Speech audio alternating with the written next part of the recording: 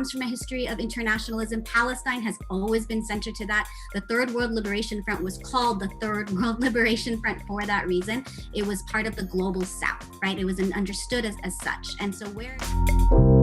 The Electronic Intifada. The Electronic Intifada. The Electronic Intifada. This is the Electronic Intifada Podcast. I'm Nora Barrows-Friedman. And I'm Asa Winstanley. Israel lobby groups are continuing to hijack public education in California in order to censor Palestinian and Arab scholarship and protect Israel from criticism at all costs. Over the last few years, as we've reported, anti-Palestinian organizations have attacked the California Education Department over an initial draft of a statewide ethnic studies model curriculum.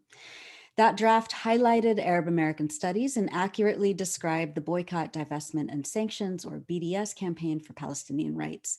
But that curriculum was sidelined in August 2019 after Israel advocacy groups complained that the curriculum, quote, singles out Israel for criticism and would institutionalize, in quotes, anti-Semitic stereotypes in public schools. A revised program was proposed, reinstating Arab American studies, but California public education officials capitulated to the demands by Israel lobby groups to gut the program, which was rubber-stamped earlier this month, and to abandon the root of the Ethnic Studies Project and erase all mentions of Palestine. In disgust, all 20 of the ethnic studies educators who drafted the original version of the curriculum demanded that their names be removed, and the California Teachers Association said it would be unable to approve this version. Joining us today to talk about the fight for ethnic studies in California and, in the larger context, the attempts to silence Palestinian rights in academia from the US to the UK and beyond are Lara Kiswani and Robin D.G. Kelley. Lara Kiswani is the executive director of the Arab Resource and Organizing Center and a lecturer in race and resistance studies at the College of Ethnic Studies at San Francisco State University. And Robin D.G. Kelley is an eminent historian and the author of many books and essays. He's a distinguished professor and the Gary B. Nash Endowed Chair in U.S. History at UCLA.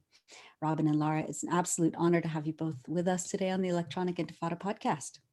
Thank you. Thanks for having us.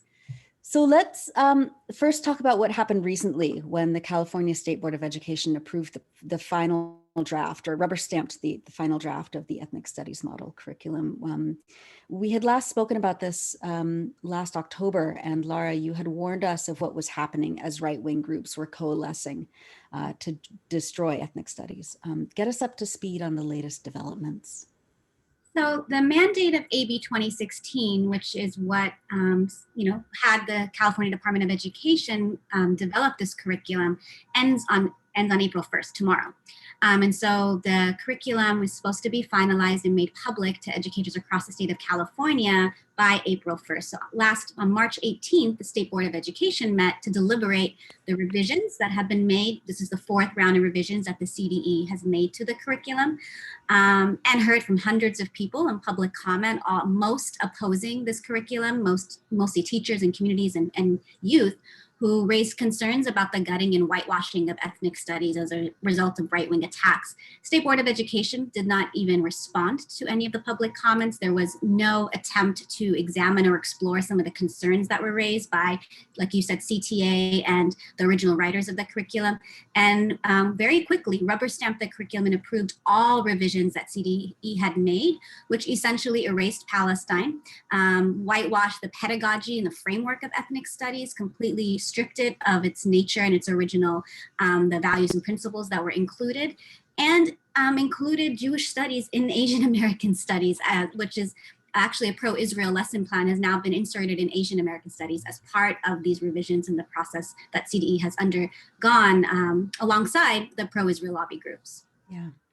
And Robin, I know that you just recently reviewed the curriculum, the updated curriculum. What were some of the things that stood out to you as a professor of U.S. history, as someone who's been deeply involved in the scholarship of critical race theory?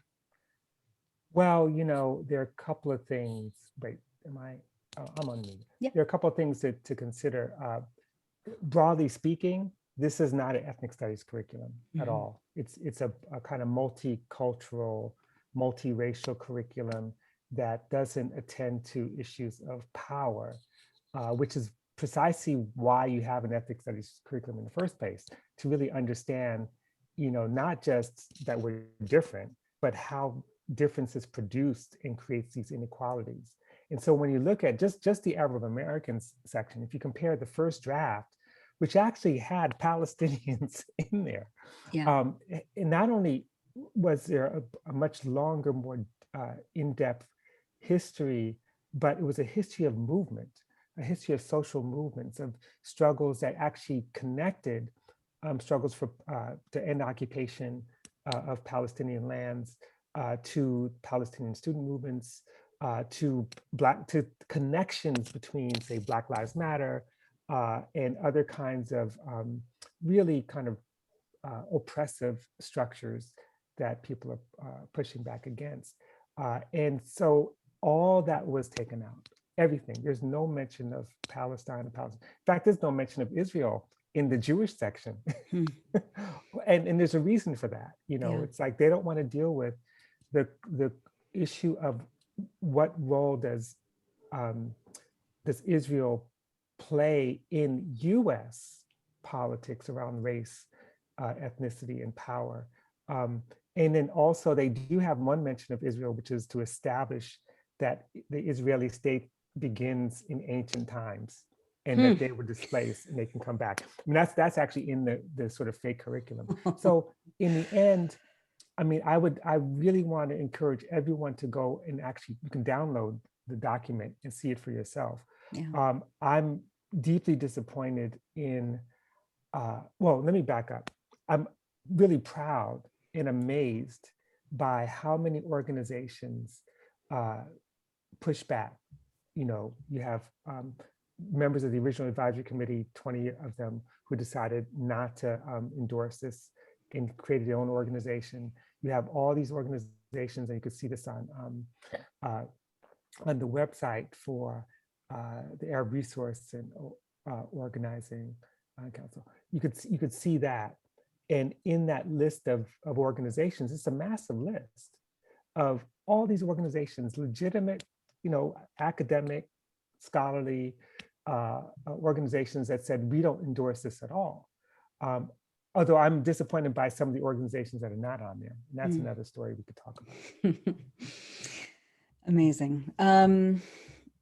Lara, can you talk about the, kind of the significance of the CTA and as Robin mentioned, the original authors of the curriculum denouncing the final version and what that means about where the model curriculum stands and how educators are planning on circumventing it if they adopt it at all.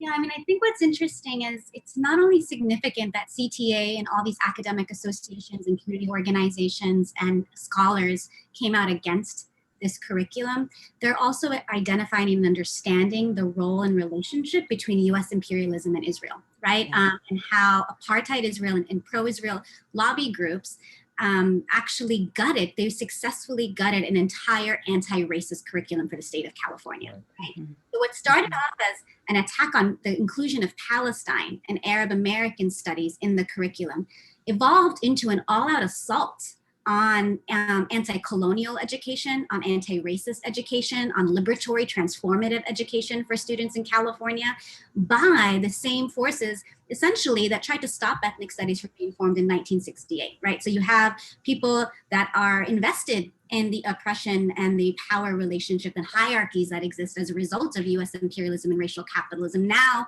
saying, no, we do not want Palestine. But not only that, we want to strip the entire curriculum of the framework, which really, we've said this many times, and Jason Ferreira articulated this during our webinar, that ethnic studies is not a syllabus. It's a framework. It's it's not just a series of lesson plans, right? And so the fact that they are able to strip the framework makes it impossible for teachers to teach ethnic studies, right? Even if they don't want to use the lesson plans in that curriculum, the entire ethnic studies model curriculum itself is not an ethnic studies curriculum. And I think that is really what's meaningful here, is that we've built solidarity amongst so many scholars and community organizations and movements who now see the assault on ethnic studies, the assault on Palestine as an assault on them, right? Mm-hmm. And I think there's a lot of potential here. So where we are now is that the liberated ethnic studies model curriculum is being developed by some of the original writers, including other scholars across the country, who are saying, absolutely not. This is an insult to students. In fact, it's violence against our students, and we're not going to enable that. So we're going to shelf this, and then we're going to actually work with our own curriculum that's rooted in the discipline itself. And that's going to be made available to the public. That's going to be made available to teachers. That's going to be made available to districts. And at the end of the day, we know it's the teachers on the ground. That's where it's going to get implemented, is in that classroom. And the teachers themselves have said, we're not using this curriculum. That being said, while we're moving in that direction, pro-Israel interest groups are already mobilizing across the country as well.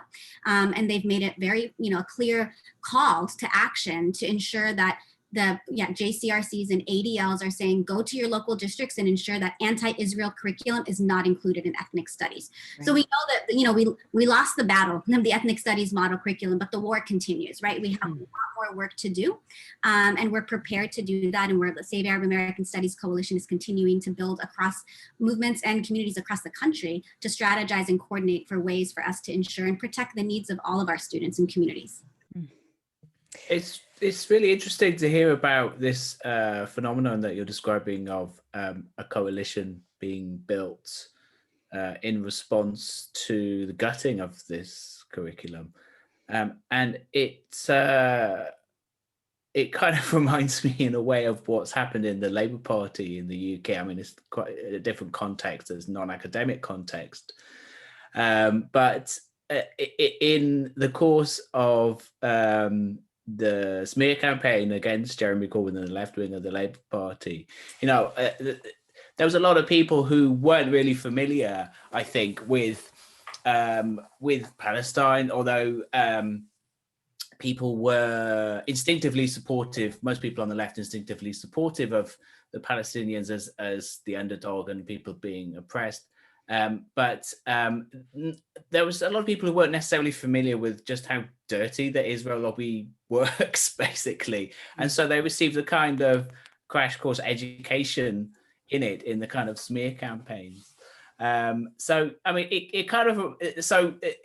the smear campaign was victorious, right? So it's Jeremy Corbyn didn't become prime minister, and he was basically kicked out of the Labour Party as the result of that.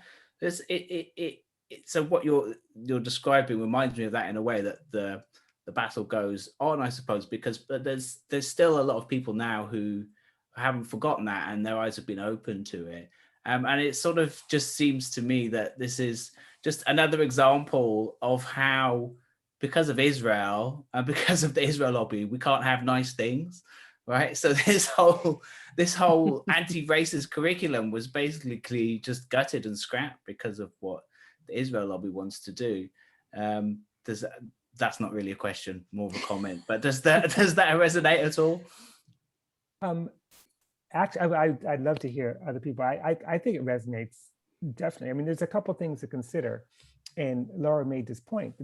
The attack on the curriculum is not just an attack on the curriculum, it's part of a coordinated attack. The fact that they incorporate the International Holocaust Remembrance Alliance working definition of anti-Semitism in the new revised curriculum is part of that coordinated attack to silence any opposition to the violation of international law, that is, Israeli settlements, occupation, apartheid, all of this, and to basically criminalize BDS. And so in doing so, and I just want to just raise it, I mean, one of those coalitions that did emerge out of this was a group calling itself Liberated Ethnic Studies Model Curriculum Coalition, which consists of many of the authors of the original document, who basically are doing what I think ethnic studies has always meant to do, and that is, this outcome is inevitable. If you go to the government, if you say we're going to legislate ethnic studies, we're going to hopefully that the governor is going to endorse it, and our state legislators, even Shirley Weber, who comes out of ethnic studies in a certain kind of way, old school ethnic studies, Secretary of State, that you can't win when you expect the state to do that work. It always comes from the bottom up. It comes from the work of activists, organizers, students, like, the document that came out of the Turath report, which came out of the Arab Resource and Organizing Center, where students themselves, young people, Arab youth organizing, came and produced their own set of questions, their own interrogation on what an Arab studies curriculum could look like. What are the questions? And so we have to see this not as a loss or defeat. It was already defeated once the state kind of took over, but as part of the wind behind our back to build from the bottom up. Because the fact of the matter is that if you didn't have student protests, if you didn't have, disruptive civil disobedience, some kind of opposition, then there would be no curriculum. There would be no ethnic studies. And that's where it sort of has to delay. But can I just say one more thing, which I didn't say, this is so important. Yeah. If you look at the Arab studies curriculum, you come away, the new version of it, with certain facts. Fact one, Arabs are slightly wealthier than the rest of us. Fact two, most Arabs are really Christians. Fact three, they don't really exist, but they do exist in movies as stereotypes. And that, they become people after 9/11, but not really people. They were like victims of violence. So they don't exist as people until they are bridge builders and civic leaders and positive images. That is ultimately what the 21-page section of this massive document on Arab studies says. That's what it says. It doesn't say anything more than that. And that's where we are. And that's why we've got to build our own curriculum at the grassroots and really, realize that universities, schools, elementary schools, they're not the institutions to save us, but the people inside can do the work. Robin, can you talk a little bit more about that and how internationalism and anti-imperialism are key components, have always been key components of true ethnic studies curricula, and how Palestine and Arab American studies fit into that, and why the Israel lobby or its, liberal Democratic Party allies in the State Board of Education want desperately to do away with that and present some sort of what you described before was like, it sounded like a, Chevron commercial or so, something, some Hollywood movie. How has this been diluted? And why is that not a passive action, but it has been, something that has formulated over years and years, and co-authored by Israel and its allies? Right. I'll try to be very brief because I would love to hear what Laura has to say about this. And she actually said what the answer is, which is, it's not that they don't want to study or have classes about difference. They don't want an anti-racist or anti-imperialist curriculum. And we should expect they don't, because we still live in a settler colonial society as it is. I mean, the same liberal regime that we think will endorse an anti-racist curriculum is the same one that almost on the first couple of weeks of administration bombed Syria. I mean, these things are connected. And so I think that if we see, just like any university, for example, if we see, if we create any kind of pedagogy or curriculum or coursework or scholarship that is deeply anti-imperialist, you're basically challenging the whole edifice, the whole structure. Because when you start raising questions about how this country came about, who are these immigrants and what did they flee, and what was the US role in creating the conditions for them fleeing, and what was the conditions for their own segregation within the nation state, and the kind of violence that they experienced historically and in the current moment.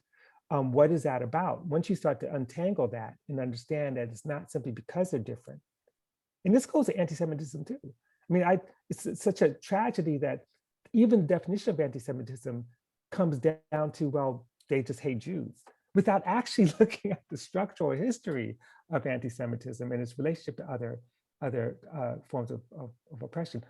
But ultimately, when you start to challenge power, you're going to get this kind of pushback. There's no way it's going to be incorporated in the state of California, the so-called left coast, or anywhere. Because when you start to raise that question, you got to raise the question of how do we become a prison state?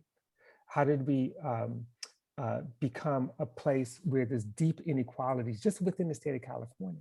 How do we become a place where the most significant scholar in Arab American studies, Rabab Abdulhadi, is being attacked constantly, threatened all the time about losing her job? She's just one. And so you've got to interrogate that. That becomes part of the curriculum. And that then exposes the complicity of the state of California, the US nation state, with the reproduction of the same systems of oppression, and specifically the maintenance of Israeli occupation and violence and violation of international law. Yeah, Lara, did you want to pick up on that? Yeah, early on when we were struggling with CDE, with this curriculum, they asked us several times to prove that Arab American studies is ethnic studies. That was their concern, was it's not actually ethnic studies. There's no history there, right? And where we are now is the curriculum itself is not an ethnic studies curriculum at all. And that goes to the history of ethnic studies and the fact that it is an internationalist movement and framework, right? So it came out of the student strike of Third World Liberation Front and the Black Student Union at San Francisco State and Berkeley in 1968. At that time, they were fighting for opening up the universities for social movements and struggles of indigenous and racialized communities. That was the intention of ethnic studies, and not racialize and indigenous communities in San Francisco, racialize and indigenous communities internationally, right? Even back in 1969, the Black Student Union and the Organization of Arab Students were organizing Palestine Day together on campus at San Francisco State. That's the history of ethnic studies. That's really what it's about. And that's why the strikers of the Black Student Union and Third World Liberation Front sent a letter to CDE saying, we reject this curriculum, that Palestine is ethnic studies, and attacking Palestine is essentially attacking ethnic studies. So where we are today and what that means is there's even an inclusion of a biological definition of race in this curriculum. I mean, imagine that, right? They rewrite history. So the attacks in Arizona on ethnic studies were originally described as right-wing attacks. They removed the word right-wing, right? Because now they don't want to be associated with the same right-wing attacks that have been made in Arizona, because CDE basically and the state essentially now is coalescing with those same right-wing forces to have that same thing happen here in California. So yes, ethnic studies comes from a history of internationalism. Palestine has always been centered to that. The Third World Liberation Front was called the Third World Liberation Front for that reason. It was part of the global South, right? It was understood as such. And so that is why today we have a curriculum that's gutted and whitewashed. And we knew that we weren't expecting a liberatory, anti-imperialist curriculum to come out of CDE. Our concern has always been, whatever does come out of CDE, we don't want it to roll back the decades-long work that has been happening on the ground by teachers to be able to teach their students, right? Our concern now is this curriculum essentially criminalizes teachers for teaching about Palestine. Like, what does that mean for a teacher who wants to discuss anti-Zionism when the IHRA definition now is embedded in this curriculum? And what does it mean when Palestine is completely erased? I mean, just to give you guys an example of how far they went to erase Palestine and internationalism as a result, the CDE took issue with Rashida Tlaib being mentioned as a significant figure in our lesson plan, in our original lesson plan. That was one of their critiques. A sitting congresswoman. We're not even talking about freedom fighters. We're talking about a sitting congresswoman. And so this is where it's at today. And I think it speaks volumes about what's going to happen across the country and other places, because California does set the tone in many ways around this kind of work. And so if they were able to succeed in this regard here in California, what does it mean for other states? And that's why we're in conversation with others and working on this liberated ethnic studies curriculum to ensure that teachers have the tools they need, but they're also equipped with understanding what it means when you have to deal with Zionist backlash, because we know that's going to happen. And they also know what it means to build with community and build movements on the ground with grassroots organizations. So you're also reinforced with mass support, and you're not isolated as individuals who are vulnerable to these Zionist attacks because you choose to actually stay true to the discipline of ethnic studies. Go on, Laura. Laura. Did you want to speak? Well, I just, kind of on to that point, and this has been done before, and where, Israel lobby organizations kind of recruit students to spy on professors or take classes with certain professors, and then kind of report back and formulate some sort of like lawsuit, saying that they feel uncomfortable because they talk about Palestine. And I feel like this, especially with the inclusion of the IHRA definition in the ethnic studies curriculum, that this could be used by Israel lobby groups as yet another way to litigate against university administrations, against professors themselves, like, the example of Rabab Abdul Hadi. Do you feel like this could happen? Like, should professors, should entire departments like kind of be on alert for the ethnic studies model curriculum to be used as a battering ram for further litigation? I don't think it's just the ethnic studies model curriculum that's going to be used. I think it's the fight against ethnic studies that's going to be weaponized against teachers and communities across the country. As we're talking about the ethnic studies model curriculum, there's another bill being developed to make ethnic studies a mandatory high school requirement, graduation requirement, which was previously vetoed by Gavin Newsom because of the ethnic studies model curriculum and its inclusion of Palestine. Now there's a new bill being developed, and in that new bill, they include a penal code, which essentially says teachers cannot discriminate against other students. Now, this is a code that is, part of the California Department of Education. It is embedded in California education already, but they specifically use this penal code in ethnic studies bills as a way to assume, first of all, that ethnic studies is discriminatory, and then to make it possible for teachers and districts to then be litigated against for teaching about Palestine. Essentially, that's what's going to happen, because the people pushing for this penal code are the same people who attack this ethnic studies, ADL, the JCRCs. It's the same forces who are now saying we need to ensure that there are guardrails to protect certain types of students from the discrimination and inherent racism of ethnic studies, right? So this is what the concern is going to be. They're going to insert these guardrails across different bills all across the country. We already know they've done similar things with IHRA and BDS legislation in the United States, but now the terrain is education. And the terrain is an important terrain because we know how transformative it can be.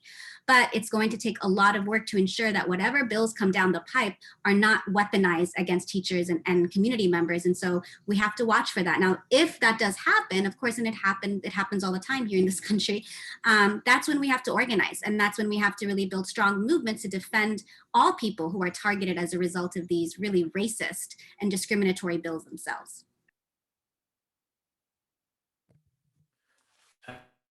Everything that you're saying really resonates a lot with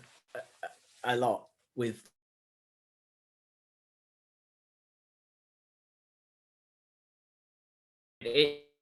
Goes to show really that the issue of Palestine, like a lot of these issues, the issue of anti-racism and the issue of just human liberation, is a global issue, and it just reinforces, to my mind, the need for an internationalist politics. But I mean, especially when you're talking about the attacks on Rabab Abdul Hadi, it really brings to mind what's happening in the UK at the moment with David Miller. I'm sure most of our viewers and listeners will know David Miller is a sociologist at Bristol University in the UK, who really for the last month or so has been under really sustained attack by pro-Israel groups and Zionist students on campus, working together to try and get him fired. And what it comes down to is his opposition to Zionism and the fact that really one of the key factors in their really extreme antipathy for him is the fact that he teaches about Islamophobia, and the fact that Islamophobia, a large part of the backing for Islamophobia, comes from pro-Israel groups, comes from the state of Israel itself. So I think that these kinds of increasing sort of witch hunts are really a threat, and it goes to show what you were saying, really, the importance of working together and building strong movements to defend each other from these kind of things. But do you see any similarities there as well? Is that a question for anyone? Yeah. Okay. Definitely. And also, I mean, I think just a couple of things. One, in terms of the internationalism, I don't remember a time when the struggle against Zionism or colonialism was anything but internationalist. And in fact, as Laura mentioned, ethnic studies was originally called third world studies, and it wasn't based on identity politics at all. It wasn't based on trying to raise people's self-esteem. It was part of a third world liberation movement, which included, I mean, this is, emerged, the timing's important. After the 67 war and the occupation, that's actually a backdrop, as well as the Organization of Arab Students having their meetings, bringing Stokely Carmichael and Kwame Ture to speak, the connections between liberation movements in Africa, the struggles in the UK in particular, in terms of UK's struggles against racism there, and anti-colonial struggles abroad. So I think this is the continuation of that, but it also signals something else. Something I've said many, many times, and it actually comes out in Electronic Intifada all the time. That is, it's not our weakness, it's our strength that they're responding to. I mean, they wouldn't put all this money and time and energy into criminalizing any criticisms of Israel, into underwriting Islamophobia as if it's a legitimate academic and political position. They wouldn't do that unless they felt threatened. And so when we think about the Israeli lobby, these are reactions to movements. When you think about the resources that go into spying on professors and collecting data and trying to expose people and creating these websites that list activists, even the most recent attacks on Students for Justice in Palestine here at UCLA, where there's a physical war against students who try to organize. I mean, they wouldn't spend that much time unless these movements were strong. And so we have to continue to organize, but also recognize that when the BDS movement, put out its original call, when civil society organizations said, it's time to build a global boycott, divestment, sanctions movement, that was always international, and so it lives on internationalism, and that's the only way it could survive, I think. But this is what we're facing right now. UK, everywhere in the world, I think. But it remains to be seen, how we stand up for each other in all this, and recognize that this, no matter what people think, no matter what they know about Israel's history, or the history of Palestinians or the Nakba, if we do believe in global justice and the rule of law according to kind of international statute, and if we do think that imperialism is a bad thing, and colonialism and apartheid is a bad thing, then we're all going to stand up, irrespective of what kind of criticisms we get, to end this kind of violence and the perpetuation of a colonial structure that's been with us for half a millennium.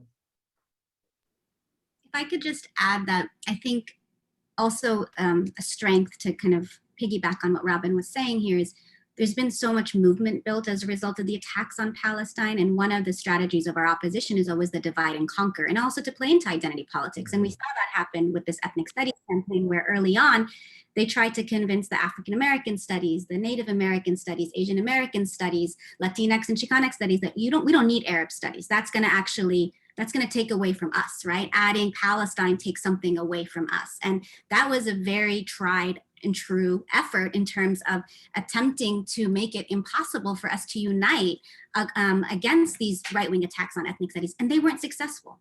It's because internationalism is the remedy to that, right? If we understand ourselves as part of a movement against exploitation and racism globally, and if we also understand the root of ethnic studies as connected to those struggles globally and our own experience of settler colonialism here and apartheid everywhere, right? Then we know that ethnic studies is internationalist, and we have to respond in an internationalist way. And that is actually what happened. And so in the last couple years since this battle broke out in California, what we've seen is actually internationalism getting even deeper, more deeply rooted in scholarship and across K through 12 teachers who are now also trying to question and understand, well, how am I teaching ethnic studies? Am I rooting it in the internationalist anti-colonial framework that also includes Palestine, right? So we've built an internationalist movement here in California and across the country against attempts to divide and conquer and play into identity politics. And like Robin said, which was never meant to be what ethnic studies was, it was always meant to be third world studies. And here we are today actually living that out, right? And we're practicing that on the ground across the world. And, it's not just, I totally think this is very connected to what's happening in other parts of Europe and in other parts of even the Arab world. So the criminalization of Palestine is not only specific to the West. And so I think that we are really learning a lot and building a lot of potential for what could come in the coming days around response and defense against more attacks and more advances, right? For all of our struggles, if we're able to include and understand Palestine as part of that. And money matters in terms of divide and conquer. And just two real quick examples. When I opened up with the comment about what organizations and institutions are not on the list of criticizing or rejecting this curriculum, I'm at UCLA. Asian American Studies took a very strong stand against it. African American Studies did not. The department I used to be in that I left. Why is that? Well, African American Studies, which is tied to the Bunch Center, gets a lot of money from the state of California, a lot, big grants to do its work. So that buys silence. We see how the attacks on Cornel West, that the refusal of Harvard to bring him up for tenure had everything to do with his criticism of Israel. It had to do with his stand with Palestine. And what is it? Is it simply because the president of Harvard just, is a big Zionist? No, he could be, but it's money. It's the threat of donors pulling back their money. And that is one of the ways they get us. When Amazon is going to start giving money to Black organizations to do X, Y, and Z, they're going to buy silence. So we have to be, and so this is a really important, I think, lesson for all of us. We cannot depend on a kind of philanthropic or other forms of support to do our work, because you end up being bought. And one of the things that's so bold and courageous is that when you stand up for justice in this sense, when you build those kind of international networks, when you build the kind of momentum that Laura's talking about, you end up paying a price, but it's a price where you can go to sleep at night and not have to worry about who owns you. Yeah. I think that's a really important point that you've made there about the money. As a journalist, you're always supposed to follow the money. But this is a point that some people on the left really miss when it comes specifically to Israel. Like some people say, I don't know, I would call them more sort of liberal leftish people, but there are some people who kind of jump down your throat when you even mention Israel lobby, as if it's a problematic term in itself, because the idea is that they put forward this idea, well, it's all about the, British imperialism, and it's all about, Israel's services to American imperialism and this kind of things. Yes, of course, that plays a massive part of it. Israel markets itself, as we know, Israel markets itself as important to, and does provide important services to US imperialism. But it's not only about ideology, right? It's about money. Politicians do get simply bought off, and we see that in the UK as well. Again, to bring it back to the Labour Party again, the leader of the Labour Party now, Keir Starmer, after Jeremy Corbyn, the right-wing leader of the Labour Party, was given £50,000 in donations for his leadership election campaign by Trevor Chin, a prominent Israel lobbyist, prominent Israel lobby funder. So, yes, Keir Starmer did say, I'm a Zionist without qualification, but what came first, the ideology or the money? I'm not so sure. But I think it's a really important point. Both of these things matter, and they're often interrelated. And I think that is a lesson that we all really have to learn. Yeah, it does by silence, especially from educational institutions. Angela Davis, just a few days ago, Butler University canceled a lecture that she was supposed to give. So yeah, this is how they operate. It's intimidation, it's harassment, it's targeted, character assassination, it's slander, it's libel. How are educators now fighting back? You mentioned the coalition that's drafting this alternative, much more to the fundamental core of ethnic studies.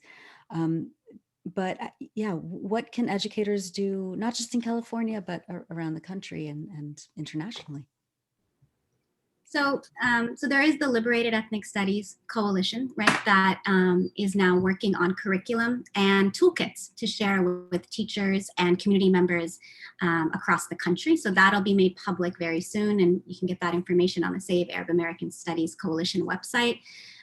But there's also still a fight around what is this curriculum, because AB 2016 came out of grassroots movements in California demanding ethnic studies in California. And there's an argument to be made now, and we have, the Center of Constitutional Rights and other legal organizations have stated, does this meet the mandate? The mandate asked for an ethnic studies curriculum developed by experts. This is not an ethnic studies curriculum, and there's no experts attached to it. There's no authors. They all removed their name. So is this even a curriculum that should be offered? Is this a curriculum that is legal to be shared across the state of California? So there's a lot of different layers right now in terms of how we are struggling against and fighting back against these attacks on ethnic studies. But ultimately, it's gonna end up a local fight. What's gonna matter is what's happening in your district, in your classroom, and we're really encouraging people to get involved in local ethnic studies campaigns, which are really, there's been ethnic studies for several decades now in this country, but more recently there's been a lot of work to bring it to K through 12 schools. And so we are encouraging teachers and practitioners and community members to reach out to us to learn about how to stay involved, because the coming days, it's really going to matter. This terrain of education may determine what anti-racism work and liberatory education will look like in this country as a result. And we believe, and many young people always say, ethnic studies saved my life, right? And so we truly believe that there's a transformative potential if we're able to embed ethnic studies in high schools across the United States. And that's why it's being attacked. And so we are also not seeing this as only a question for teachers, right? Because ethnic studies was always about community and movements. And so we are encouraging people to connect with local campaigns and coalitions and to understand themselves, everyone, as part of this fight. And what's at stake is really the future of education in the United States. And Robin, what about you at UCLA? What do you tell your students who are seeing how the ethnic studies curriculum has been gutted and transformed into some liberal, multicultural diversity studies? Well, it's interesting because a lot of my students are not even aware of this. And I think this is important because it is true that for so many students, I include myself, ethnic studies like saved my life. As a freshman at Long Beach State back in 1980, it was transformative for me. And a lot of students, I deal with some really bright, amazing students who as freshmen come in with the same mythologies, the same kind of multi-racial kind of approach without any understanding of power. And one of the things, I wrote this essay called Over the Rainbow, which is on second wave ethnic studies. And one of the points that I make is that, this is cyclical. We're always, there's always protests to either save, restore, reinstitute ethnic studies.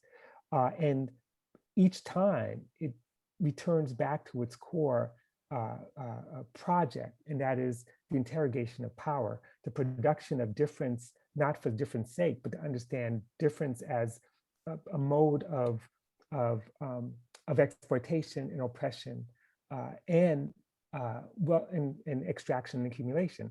These are the things that students learn. So they take my class and they're just amazed because they hadn't thought about that. I'm teaching a course in US history right now. And again, this goes back to the question of what is ethnic studies? If we do ethnic studies properly, it's not locked in a class. It's not locked up in a semester or in a particular, curriculum. It transforms everything we learn from the sciences, social sciences, humanities. And so, my first lecture for my US history course, 20th century, is Capitalism Won the Civil War. That's the first lecture. And then it makes them have to think about the triumph of white supremacy, Indian dispossession, and the rise of American empire, not beginning in the 1890s, but that the US was an empire from the get-go. So in many ways, we have a lot of work to do in the classroom, but I completely agree that, we have to support these efforts so that students who come to college can actually have a foundation. We don't have to start from scratch, to understand these things, because it is basic. We're not talking about adding more people. We're not talking about making sure we know about the Sikhs or, Laotians or whatever. What we need to know is how this world came to be, and that's fundamentally what this is about. Lara, if you could give out the websites and more information on how people can plug into the Save Arab American Studies Coalition and this alternative, if you're an educator in California or beyond and want to learn more about this alternative curriculum, where can people go?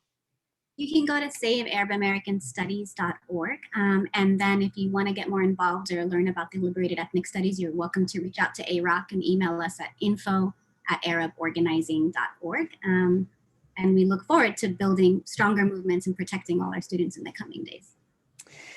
Lara Kiswani and Robin D.G. Kelley, thank you so much. This has been such a wonderful conversation, and I know that we're so grateful to have you as comrades and colleagues. Thank you so much for being with us on the podcast. Thank you so much. Thank you. Thanks for watching this video. Please subscribe to our YouTube channel, hit like, leave a comment.